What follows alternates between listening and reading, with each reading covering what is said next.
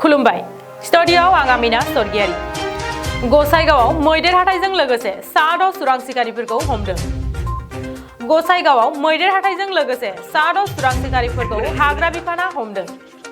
गसाइगावनि कसुगाव हाग्रा बिफान आरो एसएसबि जयै सिग्रोमनायाव माखासे सुरां सिखारिफोरखौ हमनो हानाय जायो दिनै फुंनि समाव कसुगाव हाग्रा बिफाननि हानजाया खाथियाव थानाय ओनसोलाव सिग्रोमनाय हाबाफारि लादोंमोन बेवहाय मैदेर हाथाइजों लोगोसे साद' सुरां सिखारिफोरखौ हमनो मोनो हमजानाय सुरां सिखारिफोरा फारियै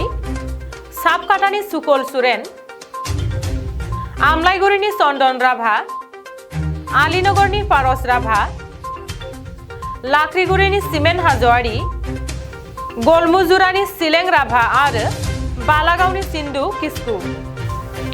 सुरां सिखारिफोरनिफ्राय थनै मैदेर हाथाइ मोननो हादों मैदेर हाथाइ दोनखुमानानै दोननायखौ खौरां मोननानै कसुगाव हाग्रा बिफान सेन्ट्रेल रेन्जनि हाग्रा बिफाननि मावथिफोराबो एसएसबि जयै बे सिग्रोमनाय हाबाफारिखौ मावफुङो